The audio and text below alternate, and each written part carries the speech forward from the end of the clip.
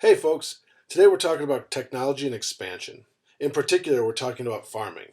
You see, after the gold rush, and especially after the Civil War, the US government really wanted to encourage the people of the United States to move west.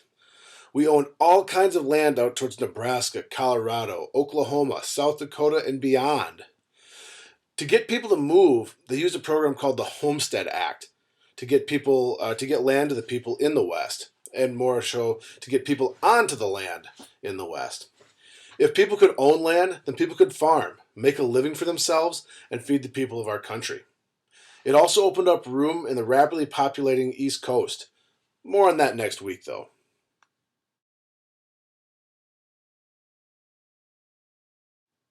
Moving west meant moving to the prairie. Though farming is generally farming, how you farm might change slightly based on the resources and the topography you're dealing with. For example, in the east, you had sandy, loose soil. Okay, wood plows were just fine in there; they cut right through that. But in the prairie, prairie plants have deep roots. We've learned that from Mr. Monteith through the years, right? And they're very unforgiving for wood plows. They'd break them, they'd snap them. The roots were just too thick. It'd just latch onto them, and it acted like a rope with a horse pulling against it. Just too much pressure, too much tension. Hence, they needed something else. So, what was the option? Well, it was the steel plow. Like I said, the wood plows were unable to cut through, or I said tear through, is what I should say, those roots. They were just too thick. Cast iron was available at that time, but cast iron had a tendency to clump, meaning it caught dirt and clumped up and just made for a big clump that wouldn't, break through, tear through, or cut through the earth. Not only that, cast iron's pretty brittle. So if you hit anything too hard, it would literally break the plow right in two. So the answer was the steel plow. Steel was a very popular product back time. It was brand new technology.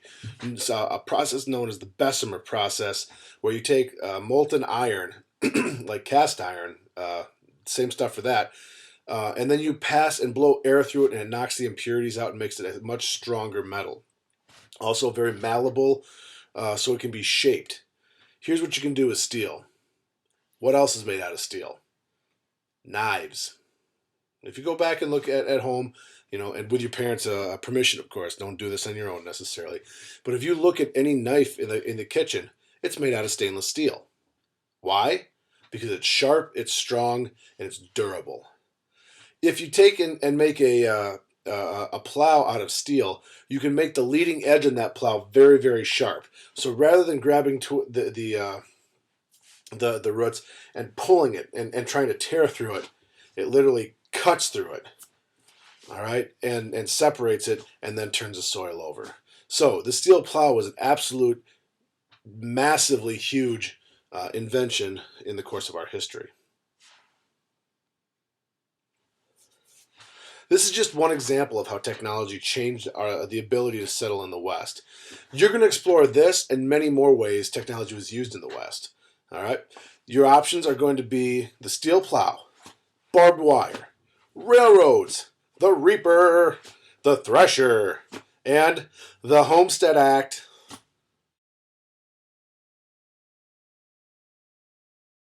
What you're going to have to do is come up with an idea for a commercial. You'll be assigned one of these topics in the group that you've been assigned to.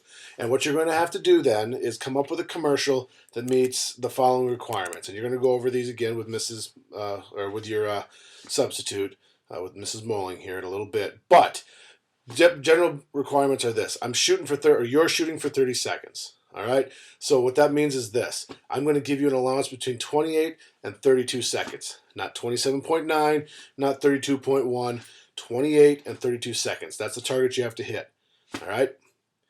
Everybody has to appear on camera in your commercial. So if you have 3 people in your group, 3 people better be on camera. 4 people in your group, 4 people better be on camera. At least half of your people have to have a speaking role, so it can't just be one person speaking. Okay? You cannot do it in one take or one shot. I do not want to see you record a skit in the front of the room that you just taped. Okay, just like last year when I said you had to do things in multiple shots with multiple views, I want to see that again this year. So You'll have to turn the camera off and do a little bit of editing. It won't hurt you at all. You'll be able to figure it out. You'll be fine. Okay? The main goal of your product, or your commercial, excuse me, is to emphasize the usefulness of your product. All right?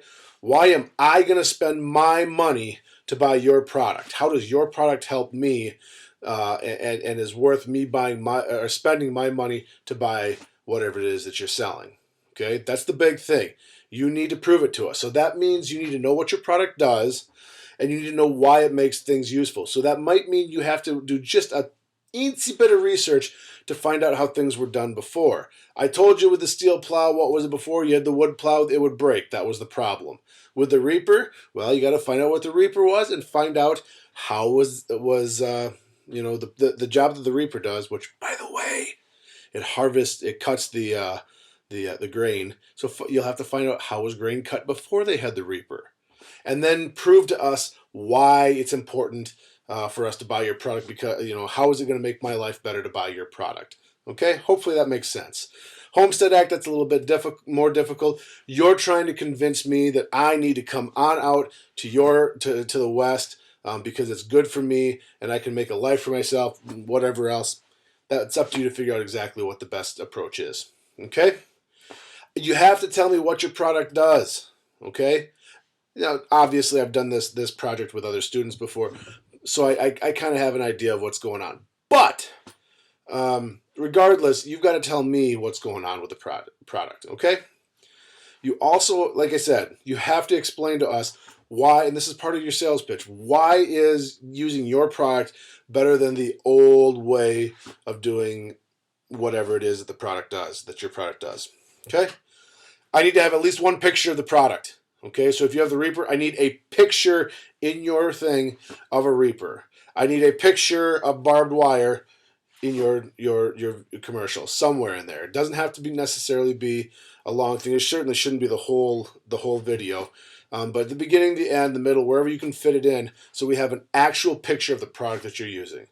All right, and then also, here's the fun part. You get to make up a phone number, an address, and a name of your business. So maybe it's Mr. Rude's Man Cave of Implements. I don't know, because I'm in my man cave right now doing this video. I don't know. That's just whatever came into my mind. Maybe it's, who knows? So like Bodensteiner Implement, New Hampton Red Power, they have their business name. And obviously they have a phone and an address. You make that up. It doesn't have to be anything real, but you make up what you want it to be. Okay?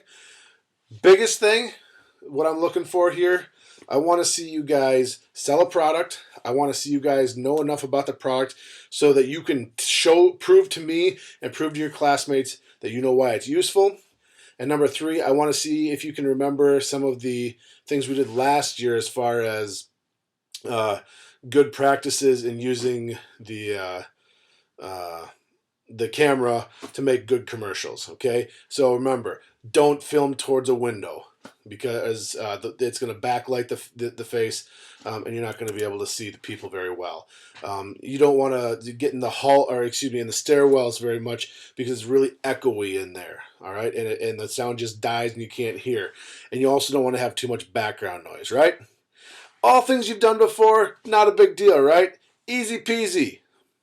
I'm excited to see what you guys come up with. What I can tell you is this. We're going to work hard today on this thing. We're going to work hard tomorrow on this thing. I'll see you tomorrow. I'll be back. Today I'm actually in El Cater right now, working on planning to keep you guys safe, basically.